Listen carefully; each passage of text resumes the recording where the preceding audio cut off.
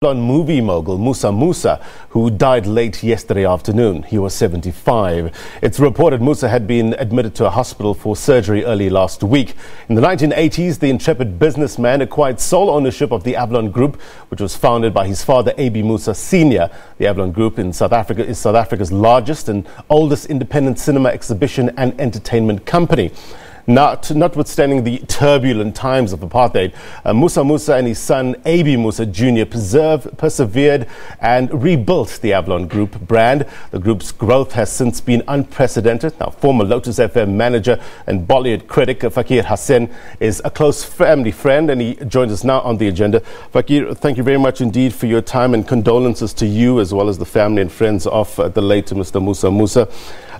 Just tell us, a massive loss, I guess, for the industry. Absolutely, Eben. This man was Mr. Bollywood. You know, his son is following in his footsteps now, but he was still in the background all this time. And he pioneered not just cinema as a whole, but particularly Indian cinema, which was dead. By the 70s, it was dead with the advent of video. And they began reviving it, and he was largely part of that as well. What made him the local legend that he was? I think humility, firstly, you know. And the fact that he tried so hard. They had an empire. His father had built an empire. They had, if I remember correctly, about 18 or 20 cinemas across the country. And then apartheid killed them all, you know, except one in the Grey Street area, which was defined as an Indian group area at the time. But by then, he was disheartened, I know, initially. But he decided he's not going to give up. And eventually, he won the battle, you know, fighting the big conglomerates who were running the cinemas, and literally a case of the phoenix rising from the ashes. You know, an empire crumbled and rebuilt it to the extent that a few years ago they were in Pretoria, in Kempton Park, in Johannesburg, in Lenasia, and Durban, and Maritzburg, and so on. And of course, a few of those have gone for other reasons, but they still are the largest distributors of Indian movies in South Africa. No? Obviously, rebuilding a brand like this was littered with challenges. Take us through some of his achievements over the years. Well, you know, one of the things that he was very proud of, I know, is that he was the longest-serving cinema executive in the world. In the world, not just in South Africa.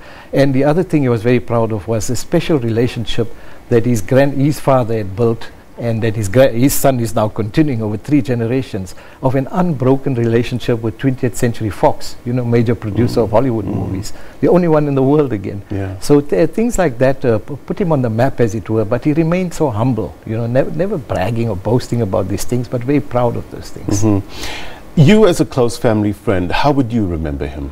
Very much for the support he always provided to me. I was manager of Radio Lotus for 10 years, what is now Lotus FM. Very supportive of us in those days. And then when I started writing books, and the very first book I did was 150 Bollywood encounters, which reflected on the relationship of Bollywood with South Africa. And he was, of course, very much part of that. And supported it to the extent of encouraging me to do 200 Bollywood encounters again 2 years later. And across, you know, all these years, he's been extremely supportive and become family. Yeah. Take us back to those years when he owned all these cinemas, and the respect that people gave him, and how much did it mean to the people, to the community that he served? I think, you know, there was very little entertainment for the Indian community in those days. You know, in the apartheid days, we were restricted. We couldn't go to the cinema groups, cinemas run by those major groups. Indian cinema was very big, particularly in Durban. And in fairness, he was one of them. There were others as well who faded out along the way, you know. But he persevered. And there would be queues going around, blocks, literally, blocks of queues around the cinemas.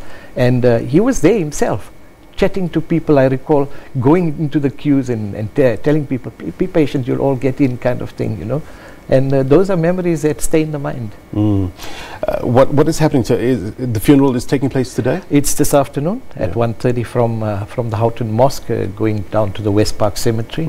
And of course, condolences have been pouring in from all over the world. So on behalf of the family, I need to say thank you to all those people who shared the condolences as well.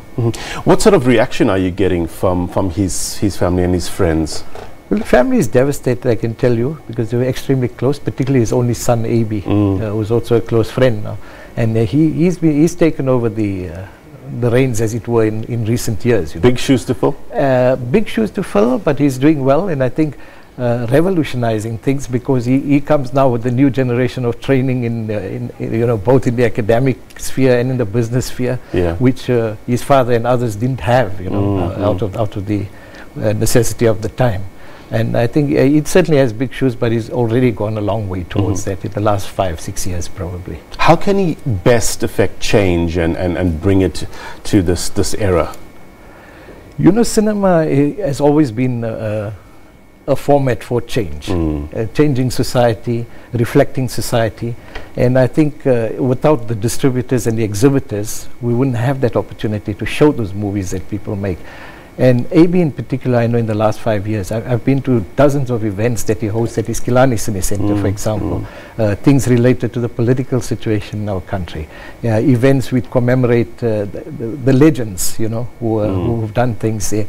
So I think he continues that, taking cinema beyond just selling tickets, popcorn and Coke and getting people onto the seats there, but doing something for social good as well.